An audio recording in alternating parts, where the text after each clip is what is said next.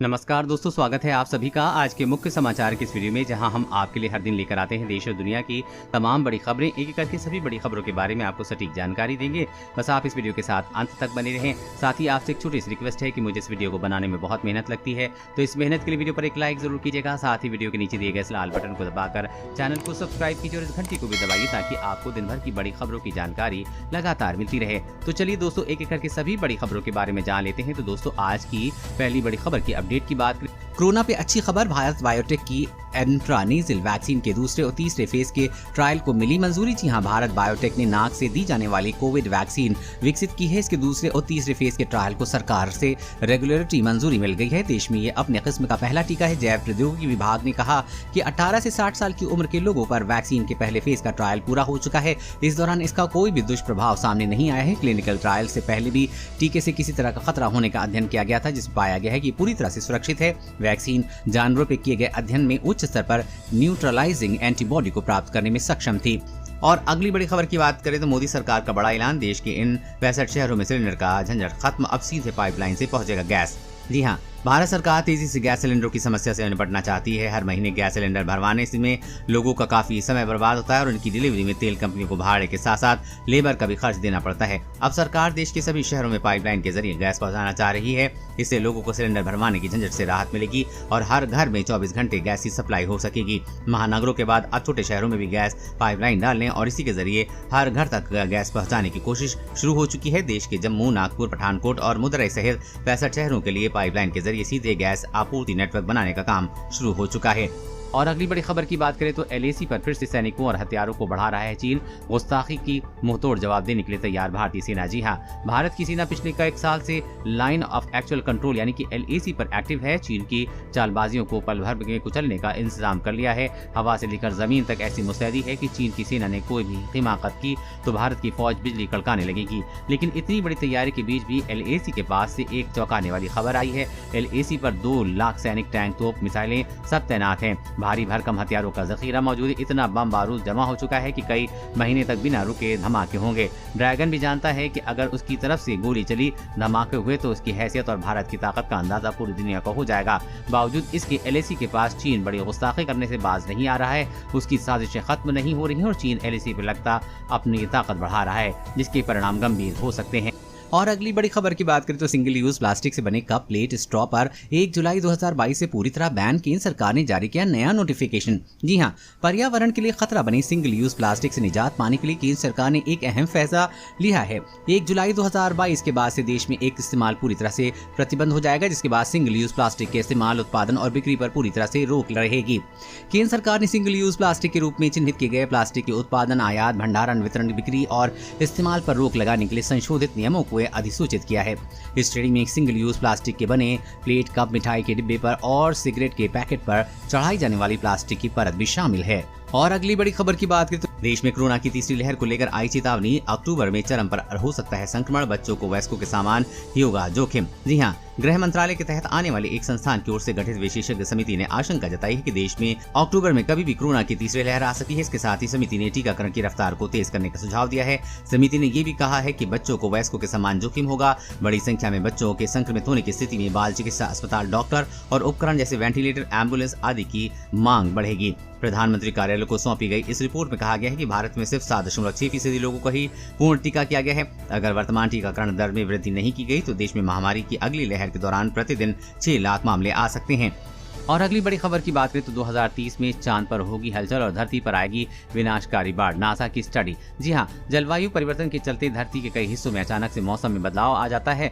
इस चीज के चलते कई देशों में बाढ़ की स्थिति उत्पन्न हो जाती है, खासतौर पर अमेरिका में। लेकिन अब एक अध्ययन में कहा गया है कि इस मौसम में बदलाव की वजह पृथ्वी का पड़ोसी चांद भी हो सकता है। इस अध्ययन को अमेरिकी स्पेस एजेंसी नासा ने अंजाम दिया है, जो कहती है कि जलवायु परिवर्तन के चलते बढ़ते समुद्र के जलस्तर के साथ चांद के अपनी कक्षा में डगमगाने से धरती पर विनाशकारी बाढ़ आएगी। जाएगी। चांद के चलते उत्पन्न होने वाली बाढ़ की स्थिति को आवागमन में उपद्रवी बाढ़ कहा गया है। इस तरह की बाढ़ तटीय इलाकों में आती है जब समुद्र की लहरें रोजाना की औसत ऊंचे के मुकाबले 2 फीट ऊंची उठती हैं।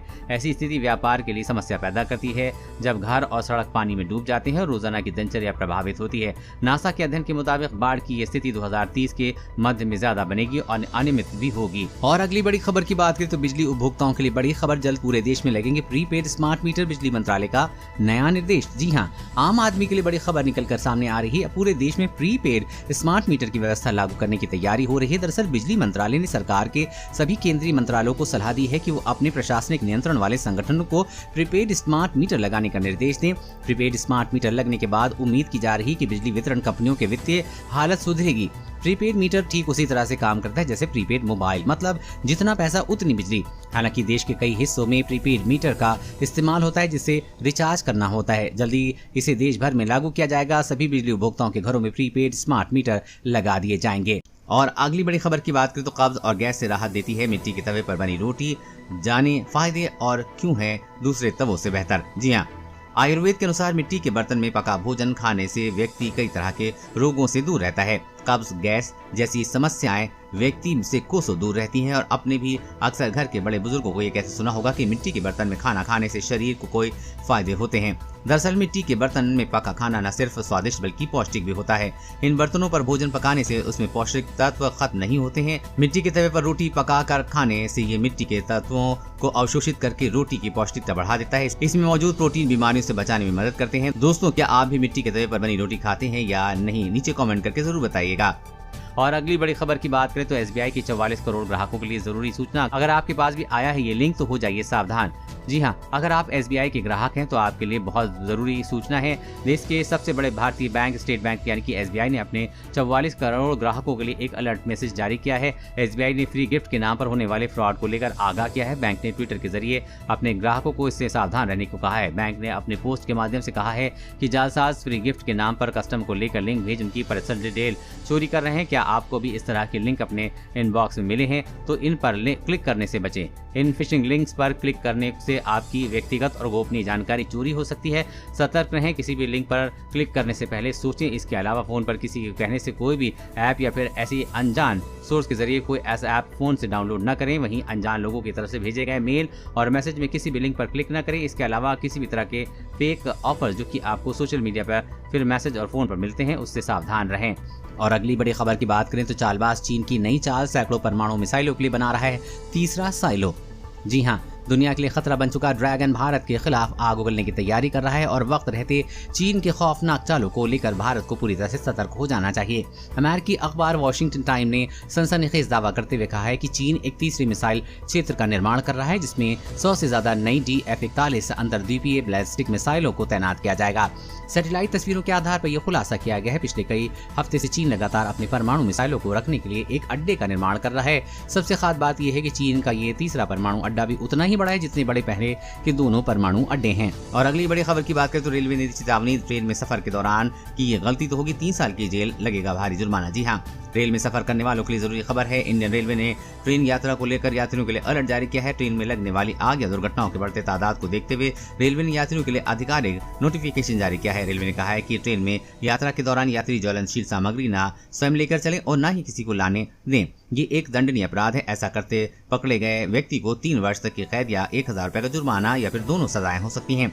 अब यात्री ट्रेन के डिब्बे में कैरोसिन, स्टोव, पेट्रोल, मिट्टी का तेल, गैस सिलेंडर, माचिस, पटाखे या आग फैलाने वाली कोई भी वस्तु अपने साथ लेकर यात्रा नहीं कर सकते हैं। इससे यात्री दुर्घटना के शिकार हो सकते हैं।